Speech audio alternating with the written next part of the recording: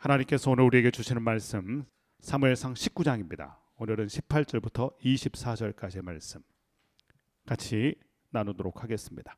말씀을 한번 보겠습니다. 18절부터 24절까지의 말씀. 다윗이 도피하여 라마로 가서 사무엘에게로 나아가서 사울이 자기에게 행한 일을 다 전하였고 다윗과 사무엘이 나요스로 가서 살았더라. 어떤 사람이 사울에게 전하여 이르되 다윗이 라마 나요스에 있더이다 하매 사울이 다윗을 잡으러 전령들을 보냈더니 그들이 선지자 무리가 예언하는 것과 사무엘이 그들의 수령으로 선 것을 볼 때에 하나님의 영이 사울의 전령들에게 임하매 그들도 예언을 한지라. 어떤 사람이 그것을 사울에게 알림해 사울이 다른 전령들을 보냈더니 그들도 예언을 했으므로 사울이 세 번째 다시 전령들을 보냈더니 그들도 예언을 한지라.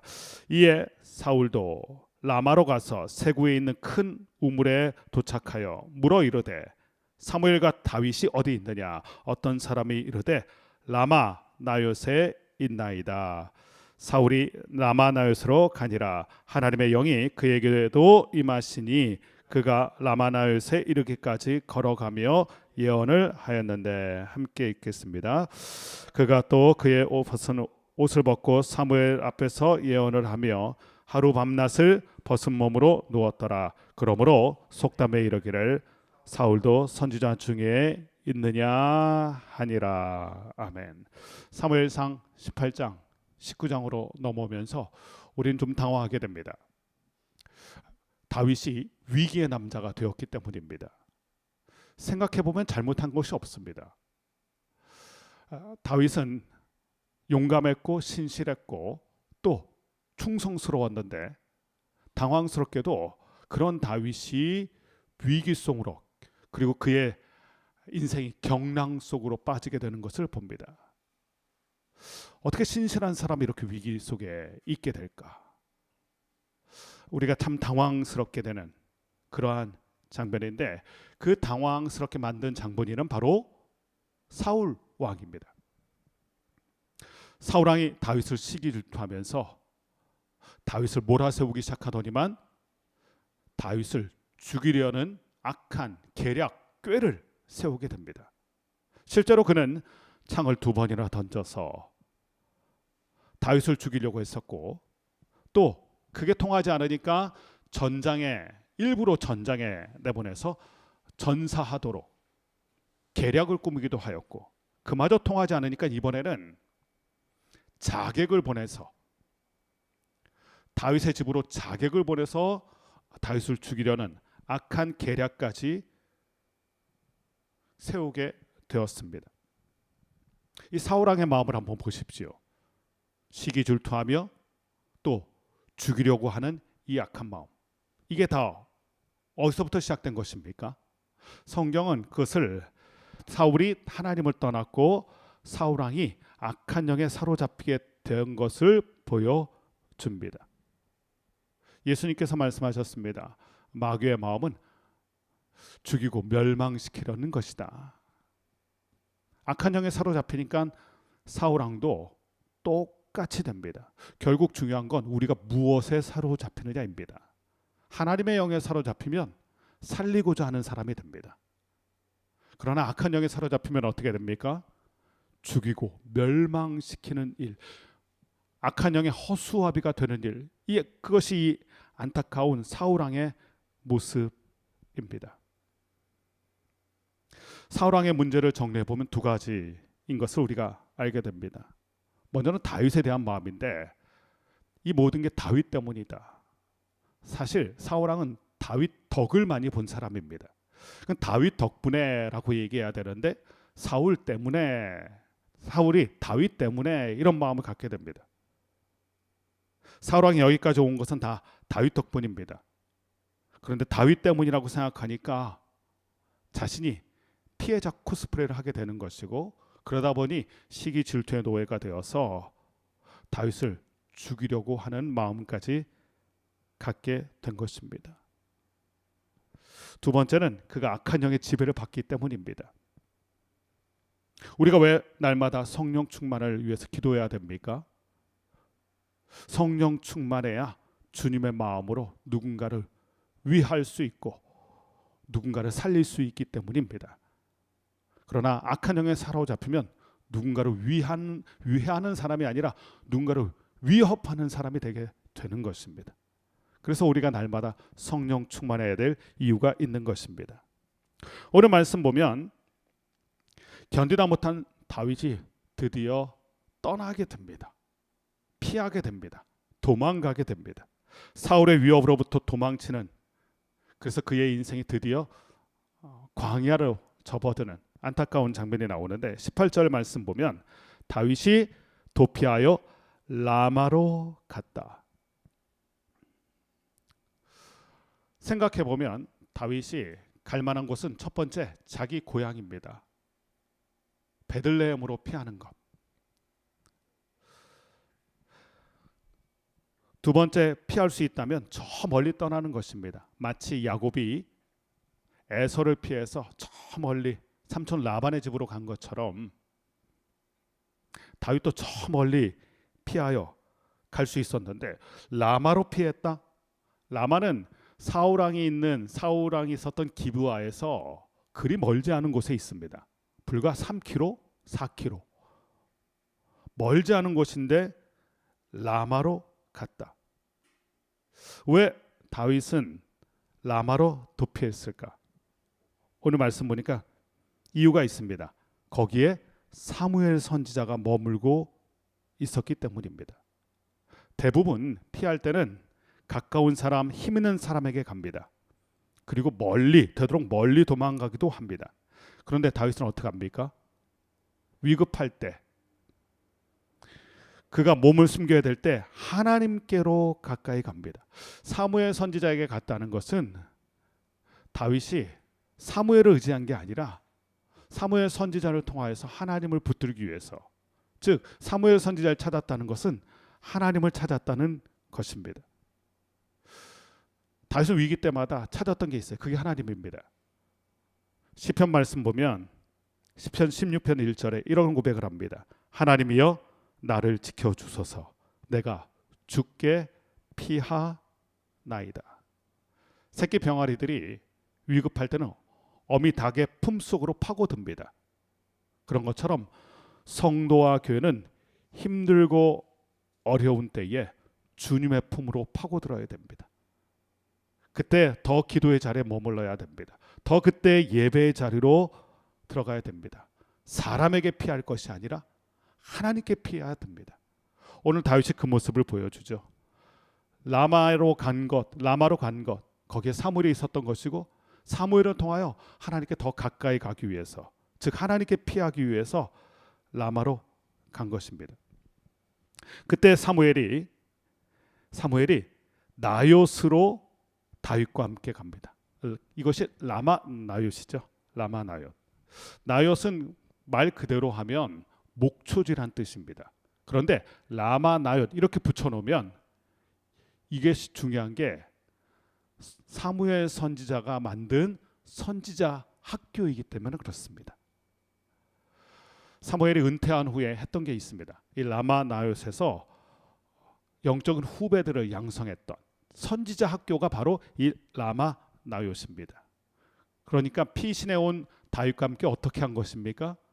하나님께 더 깊게 예배하기 위해서, 그 다윗을 하나님 안에서 회복시키기 위해서 이 선지자 학교로 데려갔던 것입니다. 그런데 여기서 우리가 사무엘을 한번 생각해 봐야 됩니다. 자, 다윗이 왔습니다. 다윗이 왜 왔는지를 들었습니다. 사울 왕을 피해서. 이런 사람 품어주기 쉽지 않습니다. 야, 어쩌다고 여기까지 왔느냐? 너 때문에 우리까지 위험해진다. 사실 다윗 때문에 사무엘도 위험해질 수 있고 애써 만들어 놓은 선지자 학교도 위험해질 수 있습니다. 다윗 하나 품기가 사실 쉽지 않았던 상황입니다. 그런데 사무엘을 보면 그 위기에 목숨이 경각에 달린 다윗을 품고 그 다윗과 함께 선지자 학교에서 다윗과 함께 지냅니다. 사무엘이 어떤 사람인지를 보여줘요. 사무엘의 마음이 어떤 마음인지를 보여줍니다. 우리가 오늘 이 마음을 본받기로 원합니다. 오갈 데 없는 사람, 위기에 처한 사람이 찾을 수 있는 사람이 우리였으면 좋겠고, 우리 공동체였으면 좋겠고, 또 우리 안에서 저와 여러분 통하여서 하나님을 더 가까이 하고 하나님께 보호받는 그 은혜가 있게 되기를 주님의 이름으로 간절히 축원합니다. 그것이 라마나요의 사무엘이요 또한 다윗의 모습입니다. 한편 다윗은 나름대로 몸을 숨긴다고 주님께 피한다고 피했지만 오늘 19절 말씀 보면 그 다윗이 발각이 됩니다. 사람들의 눈에 다윗은 눈에 확 띄었을 것이고요. 분명히 사울 왕이 다윗을 찾는다는 것은 다 이미 퍼진 이야기고요. 그러니 사람들에 의해서 다윗의 거처가 들통이 나고 맙니다. 그래서 오늘 사울 왕이 20절부터 말씀 보면 전령들, 그의 전위 부대들, 어떻게 보면 정예 부대들, 호위 부대를 보내서 그 다윗을 잡고자 하는 일이 일어나게 되는데 여기서 이상한 일이 일어납니다. 20절 말씀 보면 다윗을 잡으러 전령들을 보냈더니 그들이 선지자 무리가 예언하는 것과 사무엘이 그들의 수령으로 선 것을 볼 때에 하나님의 영이 사울의 전령들에게 임하여서 그들도 예언을 한지라. 다윗을 잡으러 갔어요. 그런데 거기서 어떤 일이 일어납니까? 하나님의 영에 사로잡힙니다. 다윗을 잡으러 갔다가 하나님의 영에 잡히게 되는 이 일이 일어나게 돼요. 그래서 그들도 예언을 하게 됩니다. 상상을 해볼 수 있어요? 사무엘과 선지자학교 생도들과 그 중에 다윗도 함께 하나님을 뜨겁게 예배하고 기도 가운데 있었고 영적인 기운이 가득 찬 그 자리에 다윗을 잡으러 갔던 사람들이 거기서 그들과 함께 하나님을 예배하고 그들과 함께 하나님을 높여 찬양하고 그 영적인 모임에서 그들도 그곳에 깊이 빠져들게 되는 모습이 일어났다는 것입니다. 이것을 들은 사울이 두 번째 또 사람을 보내죠. 자객들을 보내요. 그랬더니 그들에게도 똑같은 일이 일어나고 또 세 번째 보냈는데 세 번째 사람도 똑같은 일이 일어나게 됩니다. 자, 도대체 왜 이런 일들이 일어나게 됐을까요?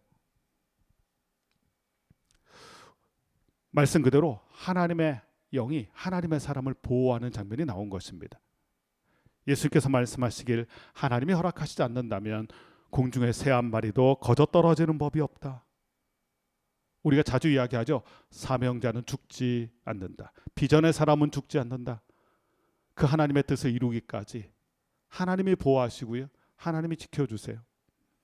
상황은 쉽지 않았습니다. 자객들을 보냈으니까.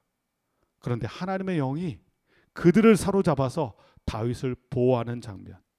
때로 고비도 찾아옵니다. 때로 우리에게 위기도 찾아옵니다. 그러나 하나님의 사람은 하나님이 보호하세요. 그것을 오늘 본문이 보여줍니다. 어떻게 보면 본문을 보면 도간에 든 줍니다. 그러나 하나님께서 보호하시니까 다윗이 보호받는 거예요. 상황이 우리를 보호해 주지 않습니다. 하나님이 우리를 보호해 주세요. 그러므로 상황을 바라볼 게 아니라 위기 일발의 상황을 바라볼 게 아니라 우리를 위하시는 그 하나님의 보호하심, 그 하나님을 바라볼 때 하나님이 우리와 함께 계시고 또 우리를 지켜주시는 것입니다. 한편 세 번이나 실패하자 이번엔 사울왕이 직접 나서요. 자기 손으로 해보겠다는 거죠.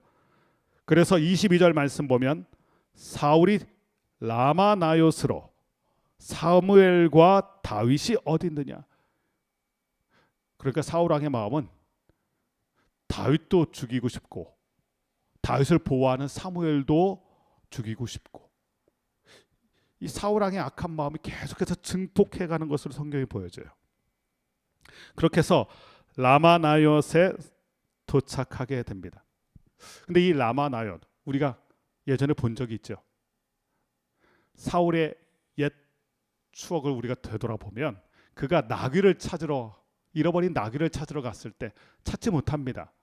이잡듯이 샅샅이 뒤졌는데도 찾지 못해요. 그때 사울과 함께 갔던 종이 선지자 사무엘에게 가봅시다. 그러면 해답이 있을 것입니다. 그래서 찾아왔던 게 라마 나윗이었죠. 다시 라마 나윗을 찾아왔습니다. 그런데 그때의 사울과 지금의 사울이 달라요. 그때는 신실했던 청년이었고 또한 충성스러운 청년이었고 또 하나님 앞에서 무엇보다 겸손했던 사울이었습니다. 그러나 오늘 다시 사무엘을 찾아온 이 사울 왕의 모습은 어떻습니까? 교만으로 가득 차고요. 악한 영으로 가득하고요. 살기가 느껴지는 미움과 증오로 가득 찬 사울의 모습. 같은 장소인데 같은 모습이 아니에요. 변질된 모습으로 나타난 사울의 모습입니다. 이것을 바라보는 사무엘의 마음은 어땠을까요? 처음 자신을 찾아왔을 때의 그 순진함과 그 충성스러움과 그 겸손함은 온데간데 없이 사라지고 살기가 가득 찬 증오의 화신이 된 악한 영에 사로잡힌 이 사울 왕의 모습을 보면서 사무엘은 크게 실망도 했을 것이고 변질된 그의 모습 속에서 안타까운 마음도 가지게 되었을 것입니다. 이 모습을 보면서 우리 자신을 되돌아봅니다. 우리는 아직도 신실한 모습으로 있는가? 아직도 겸손한 모습으로 주님 앞에 있는가? 혹시 우리의 모습은 변화된 모습이 아니라 변질된 모습의 사람은 아닌가? 우리 자신을 돌아보게 됩니다. 그리고 깨닫는 게 있어요. 시간이 지난다고 성숙해지는 것은 아닙니다. 신앙은 길이가 아니라 깊이입니다. 오래되었다고 좋은 신앙인이 되는 게 아닙니다. 깊이 있는 신앙인이 돼야 됩니다. 사울의 모습을 보면서 혹시 이것이 우리의 모습은 아닌가? 우리 자신을 돌아보게 되고 로마서 12장 2절의 말씀처럼 마음을 새롭게 함으로 늘 성령 충만함으로 변화를 받는 우리가 되기를 원합니다. 악한 영에 사로잡히면 이렇게 변질될 수밖에 없습니다. 이것이 사울 왕의 안타까운 모습이죠. 그리고 오늘 마지막 절 말씀 보면 23절 24절 말씀 보면 사울 왕도 예언을 합니다. 사울 왕도 예언을 하는데 좀 이상해요, 모습이. 24절 말씀 보면 그가 옷을 벗고 예언한다. 벗은 몸이다. 수치스러운 모습이죠. 그리고 이것이 속담에 이렇게 기록이 되었습니다. 사울도 선지자 중에 있느냐. 이 표현도 우리가 한번 봤던 표현이죠. 사무엘상 10장에서 그가 하나님의 영으로 충만해서 막 예언을 했었습니다. 그때 사람들이 이렇게 얘기했죠. 사울도 선지자 중에 있느니라. 이 표현은 일종의 느낌표입니다. 와, 사울도 하나님의 영에 충만한 성령 충만한 사울이구나. 이것은 감탄이었습니다.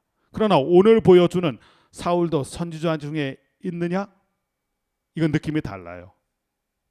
느낌표가 아니라 이건 물음표예요. 이것은 감탄이 아닙니다. 조롱입니다. 아니, 저렇게도 저런 모습도 사울에게 있는 저런 모습도 선지자의 모습이냐? 이것은 감탄이 아니라 느낌표가 아니라 물음표이고요. 감탄이 아니라 조롱입니다. 아니 어쩌다 사울은 그 아름다운 모습을 다 잃어버린 것입니까? 우리는 압니다. 그가 하나님을 거부하고 하나님을 떠났기 때문에 이런 일이 일어나게 된 것입니다. 아무리 생명으로 가득 찬 지구의 모습이라 할지라도 태양으로부터 조금만 멀어지면 생명은 온데간데 없는 얼음 덩어리로 변하게 됩니다. 성도와 교회도 마찬가지입니다. 하나님으로부터 멀어지는 순간에 우리는 어둠이 되는 것이고 하나님께로 멀어지는 순간 우리는 생명력, 영적인 생명력을 잃어버리게 되는 것입니다. 오늘 사울 왕이 보여주는 모습이 그것이죠. 안타깝게도 그는 옛 모습을 다 좋았던 옛 모습을 다 잃었습니다. 그리고 변질된 모습의 사람이 되었고 사람들에게 느낌표를 주는 사람이 아니라 의문의 물음표를 주는 사람으로 바뀌었습니다. 사울도 선지자 중에 있느냐? 이런 조롱을 받게 되었습니다. 오늘 이 안타깝게 변질돼 버린 사울왕의 모습, 오늘 본문을 보면서 본문이 우리에게 주시는 메시지를 정리할 수 있습니다. 첫 번째는 우리가 누구에게 피해야 되는가 다윗이 보여줍니다. 위기일수록 우리가 하나님 품속으로 들어가야 됩니다. 하나님께 가까이 가야 됩니다. 사람에게 피하지 말고 하나님께 피하십시오. 하나님께서 하나님의 사람을 보호하실 것입니다. 두 번째는 사울의 모습에서 배우는 게 있습니다. 사무엘을 찾았던 옛 모습과 지금의 모습이 달라요. 라마 나요스로 왔던 예전의 모습과 지금의 모습이 다릅니다. 같은 장소로 왔지만 사울의 모습은 같은 사울의 모습이 아닙니다. 변질된 모습의 사울, 예전엔 겸손이었지만 오늘은 교만의 모습으로, 이렇게 변질된 사울왕의 모습을 보면서 우리 자신을 경계하고 되돌아봅니다. 우리의 믿음은 아직도 뜨겁고 신실한가? 주님 앞에서 우리는 아직도 겸손한가? 변질되는 사람이 아니라 날마다 변화되어서 주님을 닮아가는 저와 여러분의 모습이 되기를 주님의 이름으로 간절히 축원합니다. 기도하겠습니다.